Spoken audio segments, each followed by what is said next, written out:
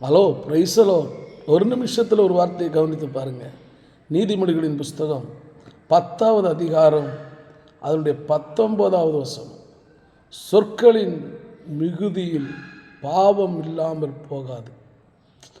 சொற்களின் மிகுதி, அதிகமாக பேசுனீங்க அப்படின்னா அந்த வார்த்தைகளில் பாவம் இல்லாமல் போகாதான். பாருங்கள், தன் உதடுகளை அடக்குகிறவனும் புத்திமான். தன் உதடுகளை அடக்குகிறவனோ புத்திமான்.